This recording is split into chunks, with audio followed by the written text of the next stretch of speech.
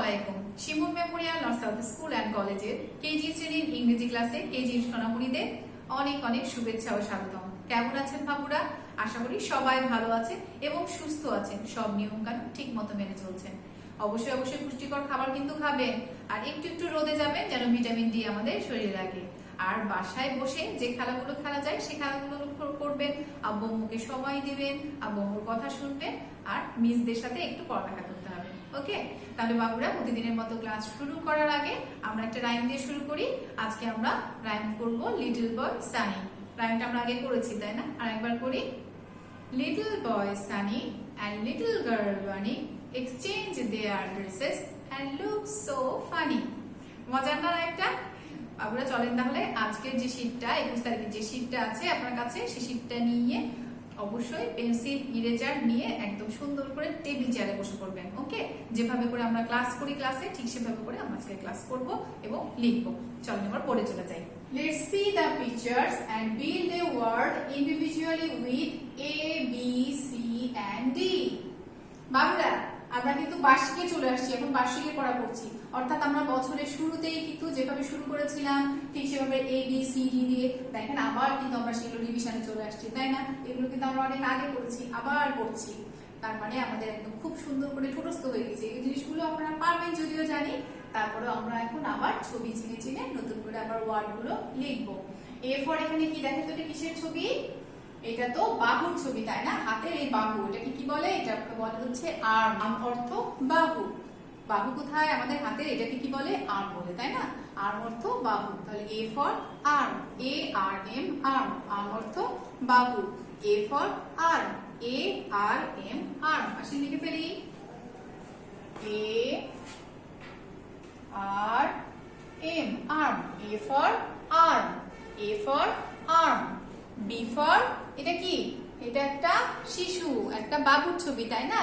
আচ্ছা, এখানে মনে হবে যে অনেক সময় আপনাদের বেবি বেবি আবার বয়ও মনে হতে পারে, কিন্তু বয় না। দেখেন আপনাদের শীতে খুব সুন্দর করে একটা ছোট্ট বাবুর ছবি দেওয়া আছে, তাহলে ওটা আসলে কি? B for baby. B for baby, B A B B Y B, baby.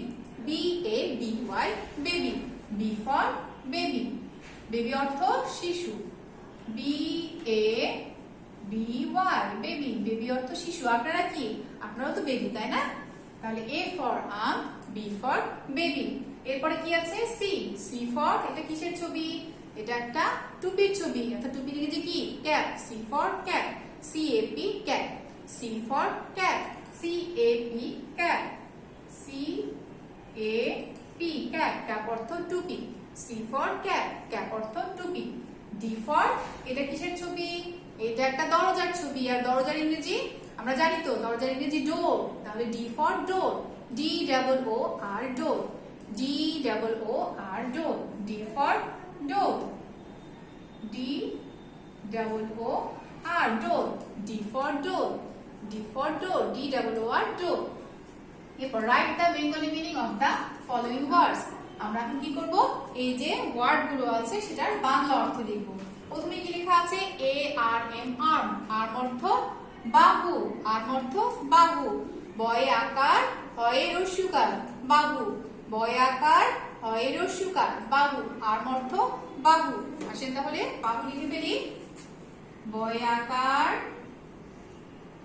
হয় রস্যুকার। দেখেন বাবুরা আমি বাহু বানানটা কিভাবে লিখেছি, হয় রস্যুকার এভাবে দিয়েছি। আপনারা যদি এভাবে না পারেন যদি, তাহলে বয় আকার, হয় রস্যু এভাবেও দিতে পারেন, কিন্তু হয় রস্যুকারটা সাধারণত এভাবে লিখতে হয়। ঠিক আছে? প্রথমে এভাবেও লিখতে পারেন, এভাবে লিখলেও রাইট হবে, কিন্তু চেষ্টা করবেন যেন এভাবে লিখতে পারেন। তাহলে আর্ম অর্থ বাহু। B A B Y baby, baby অর্থ শিশু। তালব্যস্বয়ে রস্বইকারে শি, তালব্যস্বয়ে রস্যকার সু, শিশু। তালব্যস্বয়ে রস্বইকারে শি, তালব্যস্বয়ে রস্যকার সু, শিশু। বেবি অর্থ শিশু। তালব্যস্বয়ে রস্বইকার, তারপরে আবার তালব্যস্বয় দিয়ে রস্যকার, হয়ে গেল শিশু। তালব্যস্বয়ে রস্বইকার, তালব্যস্বয়ে রস্যকার, শিশু। C A P cap, cap অর্থ টুপি, ক্যাপ অর্থ টুপি। টয়ে রস্যকার, পয়ে রস্বইকার, টুপি। টয়ে রস্যকার, পয়ে রস্বইকার, টুপি। ক্যাপ অর্থ টুপি। ডোর, ডি ডাবল ও আর ডোর, ডোর অর্থ দরজা, ডি ডাবল ও আর ডোর, ডোর অর্থ দরজা। দ বয় শূন্য র বর্গীয় জয়ে আকার দরজা, দ বয় শূন্য র বর্গীয় জয়ে আকার দরজা, ডোর অর্থ দরজা, দ বয় শূন্য র বর্গীয় জয়ে আকার দরজা, দ বয় শূন্য র বর্গীয় জয়ে আকার দরজা। তাহলে আমরা 4টা ওয়ার্ড শিখলাম এবং ওয়ার্ডের মিনিংও শিখে ফেললাম, তাই না?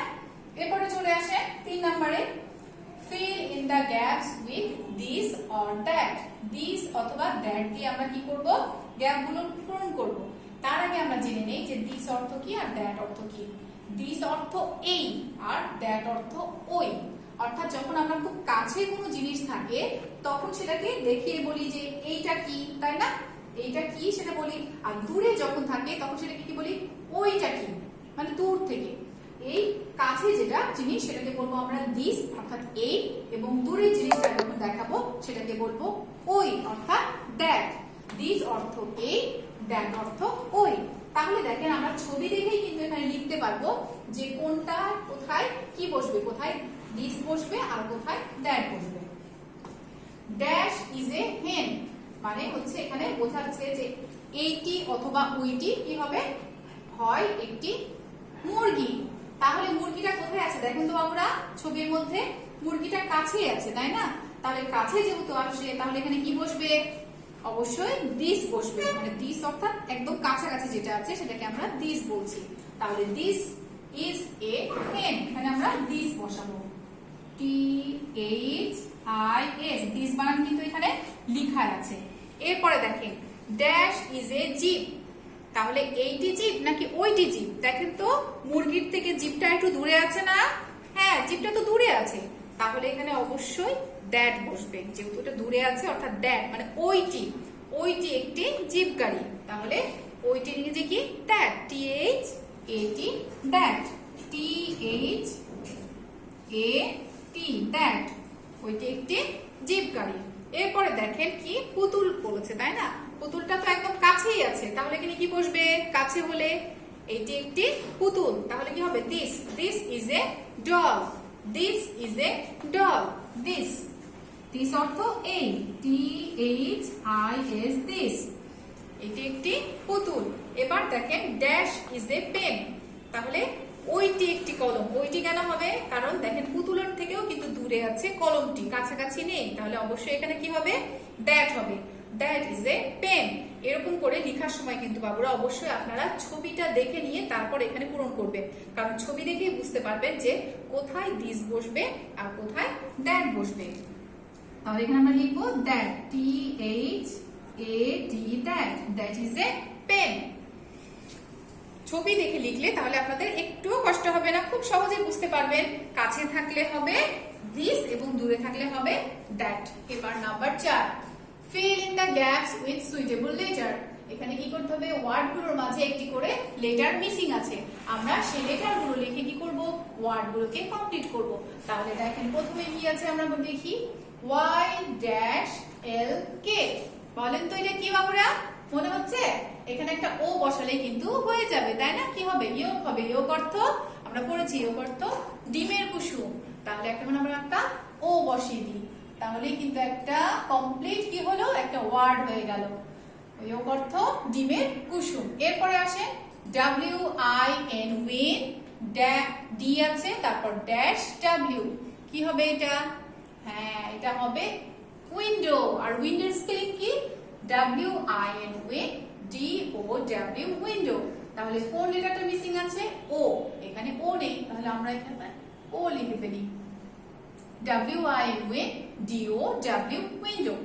এরপরে আসেন দেখেন এখানে কি লেখা আছে, ডাব্লিউ এ টি ড্যাশ আর, তাহলে এখানে কি বসবে, আমরা পানির ইংরেজি জানি, তাই না বাবুরা? পানির ইংরেজি কি, পানির ইংরেজি water, W A T E R, water, W A T E R, water. তাহলে কি নাই এখানে, ই নাই, তাহলে টি এর পরে একটা ই বসালেই হয়ে যাবে water, W A T E R, water. এরপরে কি আছে, Z E dash O, Z for আমরা কি শিখেছিলাম বাবুরা, জিরো শিখেছিলাম। জিরো স্পেলিং কি? ZERO, zero. ZERO, zero. তাহলে ZE আছে কিন্তু এখানে আর কিন্তু নেই, তাহলে আসেন আমরা এখানে আর লিখে ফেলি। ZERO, zero. জিরো অর্থ কি? শূন্য। এরপরে UMBR dash double L A। আমরা ছাতার ইংরেজি জানি, তাই তো? ছাতার ইংরেজি কি? ছাতার ইংরেজি আমব্রেলা। আমব্রেলা স্পেলিংটা তাহলে একবার করি। UMBRE double L A, umbrella. তাহলে কোন লেটারটা নাই? এখানে ই লেটারটা নেই। UMBRE double L A, umbrella. তাহলে আসলে লিখে ফেলি ই। দেখেন এখন কিন্তু একটা কমপ্লিট ওয়ার্ড হয়ে গেল। UMBRE double L A, umbrella. Umbrella অর্থ ছাতা। তাহলে বাবুরা আমরা কিন্তু 4 নাম্বার আইটেমও কমপ্লিট করে ফেলেছি, তাই না? এবার আসেন 5 নাম্বারে। Match the pictures with the words by drawing line. আমরা এখানে পিকচারের সাথে ওয়ার্ডগুলোকে কি করব? ম্যাচ করব। অবশ্যই স্কেল দিয়ে, আপনারা কিন্তু হাত দিয়ে অবশ্যই টানবেন না। আগে দেখে নিই এখানে কিসের কিসের পিকচার আছে। প্রথমে এটা কিসের ছবি? এটা একটা ভায়োলিনের ছবি। ভায়োলিন অর্থ বেহালা। তারপর এটা কিসের ছবি? এটা তো জানালার ছবি। আর জানালার ইংরেজি কি আমরা জানি? উইন্ডো। জানালার ইংরেজি উইন্ডো। আর এরপরে একটা ভাঙা ডিম, ডিমের একটা কুসুম দেখা যাচ্ছে। ডিমের কুসুমের ইংরেজি তো আমরা শিখেছি। ডিমের কুসুমের ইংরেজি ইয়ক। আর এরপরে একটা বড় শূন্য, আর শূন্যর ইংরেজি জিরো।